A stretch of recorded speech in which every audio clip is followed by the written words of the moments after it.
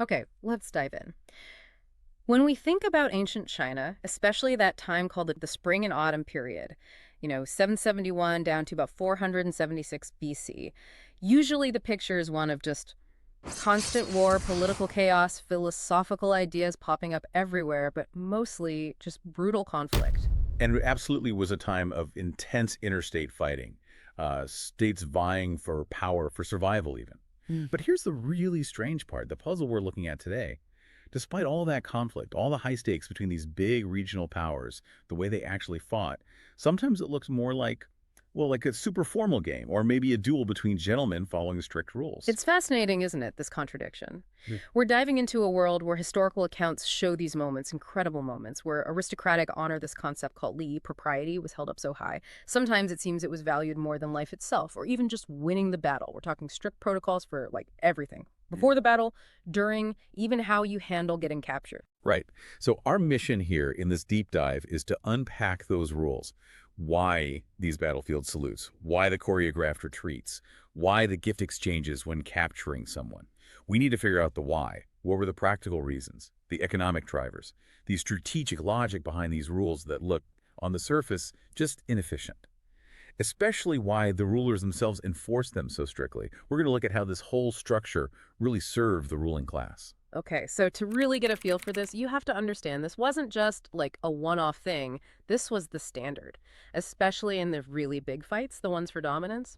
Think about huge clashes like the Battle of Hung back in 638 BC, or the really crucial Battle of Chengpu in 632 BC.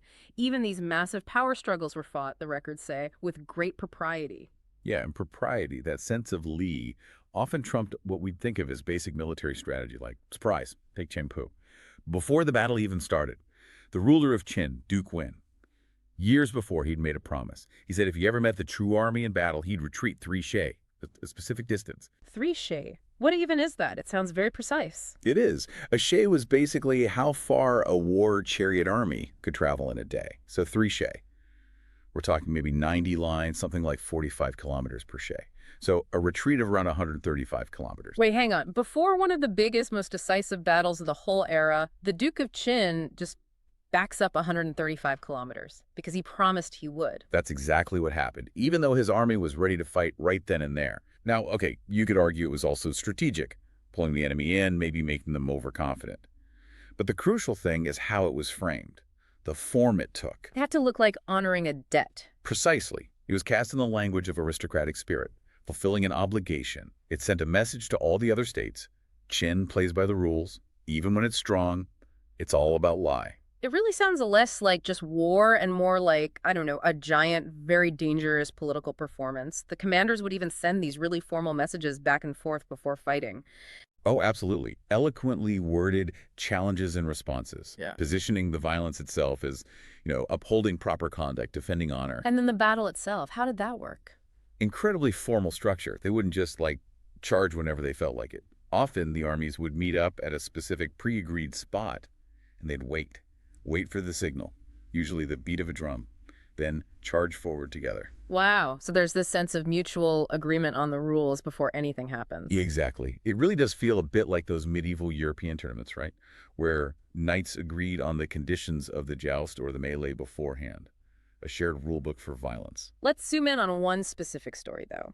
The Battle of An, 589 BC. This one really shows how far this code could go, almost absurdly far. So the Qin army has won, and they're chasing the defeated Duke Qing of Qi. His chariot is fleeing for its life. And the guy chasing him is Han Chu, a top Qin commander, their Grand Master. Now, his setup in the chariot was already a bit unusual. Normally, you've got 3 guys. Driver in the middle, the commander, who's usually the main archer on the left, and a spearman on the right. But Han Chu, he was in the middle, driving himself, supposedly because of a dream or some family advice. Okay, so Duke Qing is racing away. Han Chu is closing in, driving his own chariot. Then someone riding with Duke Qing spots Han Chu, and he yells out this critical piece of tactical advice to the Duke. He says, "Shoot the one driving the chariot. He is a gentleman," Qin Zu. Right. Now, that retainer, he gets it. Militarily speaking, you take out the driver, the chariot stops, pursuit over, simple. And crucially, he identifies him. He says he's a Chunsu, which back then mostly just meant someone of high aristocratic birth, a nobleman. So he's basically saying, there's your target, he's driving, and he's one of us. But that makes no sense. If you want to live, you shoot the driver. Who cares about his family tree at that moment? Yet Duke Qing's reaction, a pure aristocratic code. He basically scoffs at the idea. He says something like, look, if you hadn't told me who he was, maybe. But now you've pointing him out as a nobleman. Shooting him would be against lie, against propriety. And that's the crux of it. The rules of their elite club just took over. The code said, gentlemen fight gentlemen. Targeting a nobleman who was doing the slightly less prestigious job of driving, that was like shooting an unarmed man, in their view. A massive breach of etiquette. It wasn't about winning the chase. It was about upholding his own status, his own honor within that system. Exactly. It's like that weird chivalry you sometimes heard about with world-worn fighter pilots, right? Refusing to shoot down a respected enemy ace from behind, honor trumping immediate advantage. A code among the elite. So what happened then? Did he just stop shooting? Oh no, Du Qing was a good archer. He didn't just give up. He shot down the other two guys in Han Chu's chariot, the spearman and the other fighter. The less important targets, status-wise. But not the driver, not the gentleman. He let Han Chu live. And because Han Chu kept driving, the chase continued. Until, inevitably perhaps, Duke Qing's own chariot hit a tree branch, got stuck. And he was captured. Captured, literally because he followed the code of honor instead of taking the tactically obvious shot. His honor cost him his freedom. Okay, so Duke Qing is captured, all thanks to sticking to the rules. But even the act of capturing him, it wasn't just, okay, you're my prisoner now. Han Chu, the victor, had to immediately switch gears. Right? Oh, completely. From warrior back to diplomat almost. He had to follow strict ritual decorum, which included, believe it or not, a mandatory gift exchange right there on the battlefield. A gift exchange, while they're still catching their breath. Yep. And there was a rule. Light gift first, then the heavy gift. Okay, what's the light gift in this situation? Sun Chu actually untied one of the horses from his own chariot team and presented it to Duke Qing. Wow. Okay, and the heavy gift? This is where it gets really wild. The heavy gift was a jade pie disc. You know, those flat, circular, ritual jade objects? That, along with a ceremonial wine cup. Wait, a jade bisque? On a war chariot?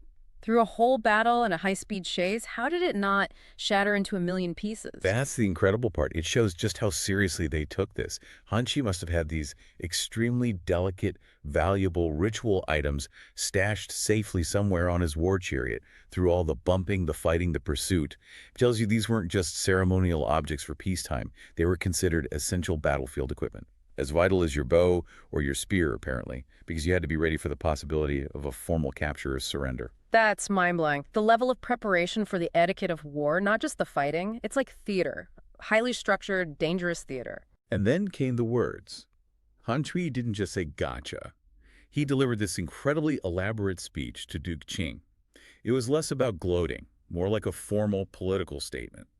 He starts by putting the state first, saying Qin wasn't being hostile, really. They were just understanding the larger situation.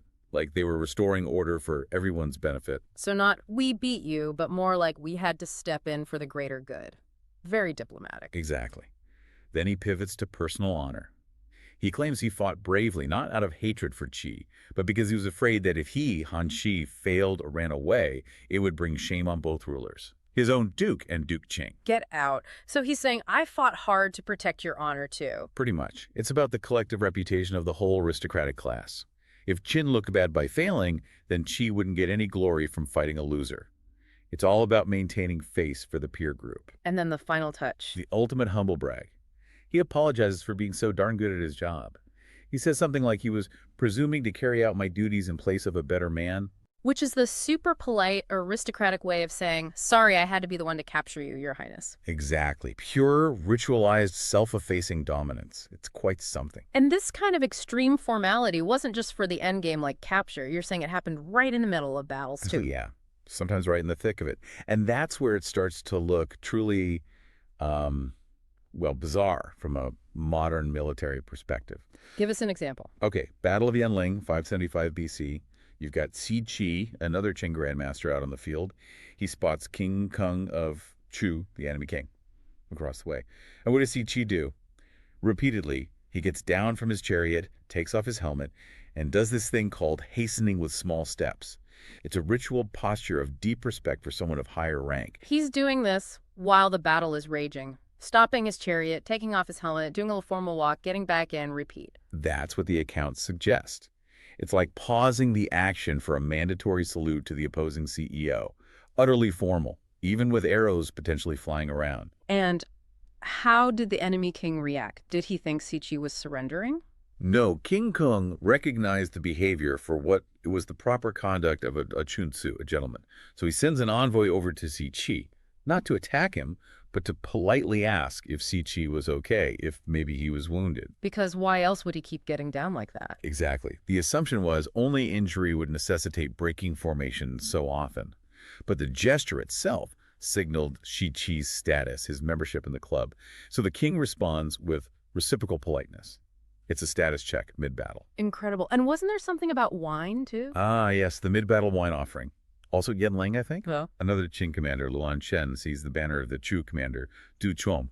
And Lo Pan Chen feels a bit, well, improper. Because their states had basically jumped into this war without first sending a diplomat to talk things over. okay, so He felt this violated their noble boast of waging war in an orderly and composed manner. The phrase was Hao Qing. It wasn't tidy enough. so his fix for this lack of pre-war diplomacy was to send wine during a war. Pretty much. He sends an envoy right across the battlefield carrying a cup of wine for the enemy commander, Zhu Chong. Okay.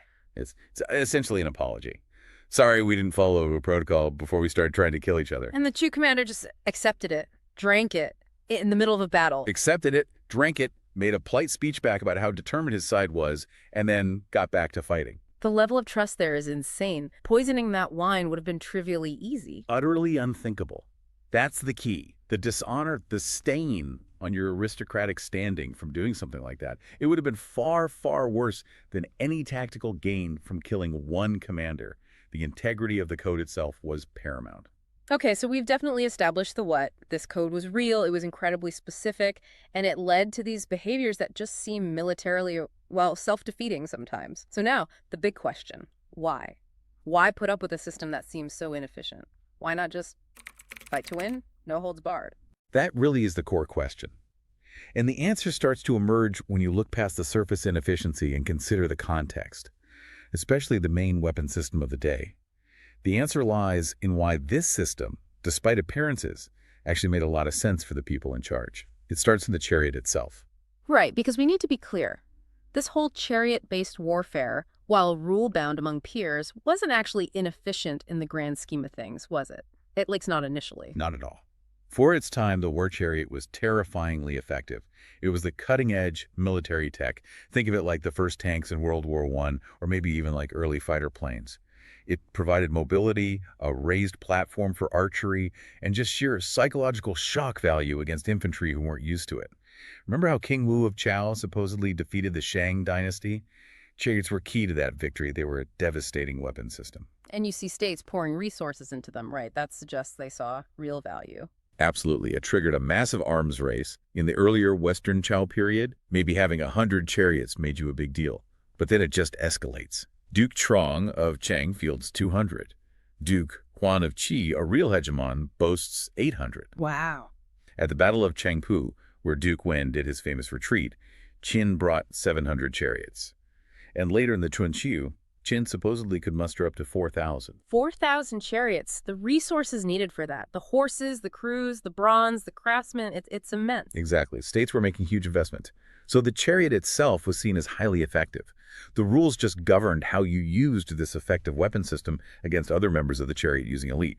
It was efficient warfare, just selectively applied. And that selective application is crucial, isn't it? This whole elaborate code of lie, the propriety, it wasn't universal. Not at all. That's probably the single most important distinction. These rules, the salutes, the refusal to shoot certain people, the gift exchanges, they were strictly for conflicts among the Huaxia states.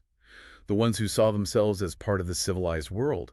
Or, okay, maybe also with states like Chu in the south, which, while initially seen as semi-barbarian, had basically adopted and mastered the same aristocratic culture in chariot warfare. They learned the rules of the club. But what about when they fought other groups? Peoples like the Jung or the Ti who lived nearby but weren't part of that Huaxia cultural sphere. Well then, the gloves came off, the rules were completely abandoned. When Chen fought the barbarian tribes to their west or north, whom they looked down on precisely because they didn't follow lie, the warfare was brutal, probably much closer to total war. No propriety needed. So it's like having two different playbooks. Playbook A for fighting your peers, follow the gentlemanly code. Playbook B for fighting outsiders, anything goes. Exactly. And this internal versus external distinction isn't unique to ancient China. You see strong parallels elsewhere. Think about medieval European knights and their code of chivalry. That code prescribed courteous behavior, ransom for captured nobles, certain limitations on violence, but primarily when fighting other Christian knights. Right, but when those same knights went on crusade and fought Muslims whom they considered infidels and outside the code, The conduct changed drastically. Much greater brutality, massacres, far less emphasis on capturing nobles for ransom. It shows that these codes, whether in China or Europe, often weren't about universal morality. They were about regulating conflict within a specific elite group, preserving the members of the club, while reserving the right to use maximum force against those deemed outside. okay, so the rules apply internally. And that brings us to maybe the most practical reason for these rules, keeping the actual rulers alive. Yes, this is fundamental. Because in this kind of warfare, the ruler, the duke, the king, he wasn't sitting safely in a command tent miles behind the lines. He was expected to be on the battlefield, often leading the central chariot division, right in the thick of it. It's like the difference between chess in the West and Chinese chess, Junkie. In Western chess, the king is vulnerable, has to move, gets right into the fight. In Xiangqi, the general stays protected inside his little palace area. That's a great analogy. The Chunchu ruler was definitely the Western chess king, incredibly exposed, and the danger was immense. It wasn't theoretical. We have actual examples, right? Rulers getting wounded or captured. Oh, plenty. Duke Chuang of Lu apparently got into hand-to-hand combat with some enemy strongman. Duke Hui of Qin, captured outright by the state of Qin when his chariot got stuck in the mud at the Battle of Hanyuan. King Kung of Chu, the one she kept saluting, he got shot in the eye during the Battle of Yen-ling. And we already talked about Duke Qing of Qi, who only barely escaped capture at On, thanks to his chariot hitting that tree. So if the main goal in battle was just to kill the enemy leader, like it often is today, well, the lifespan of a Tunchi duke would have been incredibly short. The whole system would have collapsed from constant leadership turnover. Precisely. The aristocracy would have basically annihilated itself. So think about the function of these seemingly strange rules, refusing to shoot the driver who's a gentleman, the formal captures, the salutes. They all contribute to a system where capturing the enemy commander, rather than killing him, is the preferred outcome. Killing him might destabilize the enemy state, sure, but it doesn't directly benefit you that much. Capturing him, though. Capturing him gives you leverage and money. Exactly, which leads us straight to the economic engine driving this whole system. A ransom. It always comes down to money, doesn't it? In this case, it seems to be a massive factor. Why capture instead of kill? Because a live duke or high-ranking nobleman was worth a fortune. Killing them was, frankly, leaving money on the table. So these civilized rules, this lie, it had a really hard-nosed economic calculation underneath all the fancy etiquette. It looks very much that way. We have some specific examples of ransom values. Huai Yuan, a commander from the state of Sun, was captured by the state of Cheng. The price to get him back: 100 fully equipped war chariots and 400 top-quality horses. 100 chariots for one guy. That's not just ransom, that's a major strategic transfer of military assets. Think of the cost, the manpower tied up in 100 chariot teams. It's huge. It could genuinely shift the military balance between two smaller or medium-sized states. The value placed on a single aristocratic life, when captured, was astronomical. It created a powerful incentive to keep these guys alive. So going back to Duke Qing refusing to shoot Han Chu, maybe it wasn't just about abstract honor, maybe it was also, subconsciously or not, about preserving a system where captured nobles like Han Chu were valuable commodities. It's certainly plausible that the economic logic reinforced the cultural rules. The system ensured that the elite usually survived battles, the victors got enriched or gained political leverage, and the captured nobles could eventually return home after their state paid a hefty price. It kept the game going and kept the players relatively safe and potentially very valuable. It really echoes what happened in things like the Hundred Years' War in Europe, doesn't it? Where the English kings were reportedly furious if their common archers killed French knights or nobles. Exactly the same logic. Yeah. A dead French noble was just a dead enemy. A captured French noble was a potential fortune in ransom money. The rules of engagement, the chivalry, served to protect the economic value of the aristocratic class on both sides. War was dangerous, yes, but the rules tried to make it profitably survivable for the elites involved. So when we pull all these threads together, this whole system of aristocratic warfare in the Chunchu period, with all its elaborate rules and seemingly strange customs, it wasn't actually irrational at all, was it? Not from the perspective of the ruling class, no. It was actually a remarkably effective solution for their specific circumstances. It allowed them to be flexible, brutal against external barbarian threats where the rules didn't apply, but restrained and, frankly, safer when fighting amongst themselves within the Huaxia world. The Code of Lie acted as a kind of safety valve internally. It increased the chances of personal survival for the nobles on the battlefield, and it offered a potentially huge economic upside through ransom. It kept the elite club intact and profitable. It was a sophisticated, mutually beneficial arrangement, really, Yeah. all wrapped up in the language of honor and propriety. It worked for everyone who mattered within that specific aristocratic circle. An acceptable outcome, as you say, for the players involved. But, like all systems, it didn't last forever. Things changed. They did, dramatically. Later on, you get the Changku period, the Warring States period, and the nature of warfare shifts completely. You see the rise of mass infantry armies, iron weapons become more common, the crossbow changes tactics, chariots become less central, and crucially, the political goals change too. It's less about jockeying for position within an accepted aristocratic framework and more about outright conquest and survival. States start aiming to completely annihilate their rivals. And when the stakes become truly existential like that, The old aristocratic code, the lie, just shatters. There's no room for politeness or ransom when you're fighting for your very existence. The need for ruthless military efficiency completely overrides the old rules of noble decorum. The game changed, so the rules had to go. which leaves us with a really interesting thought to maybe chew on, doesn't it? If these ancient codes of honor, both in China and maybe medieval Europe, were actually built on a bedrock of, well, practical class security and shared economic interests like ransom. Then what about today? Are there modern rules, conventions, unspoken agreements maybe in business or international politics, or even in how modern conflicts are sometimes conducted that seem moral or principled on the surface? But are actually based more on a kind of unspoken, mutually beneficial agreement between the most powerful players, a way to keep the game going in a way that protects the insiders. What's the modern equivalent of that ransom economy? Yeah. What defines the boundaries today, dictating who gets protected by rules and who gets to fight another day and who doesn't? Something for you to think about. If you found this discussion useful, maybe learned something new, definitely hit that subscribe button. We do these deep dives regularly, exploring valuable ideas. We appreciate you tuning in. Yeah, thanks for joining us.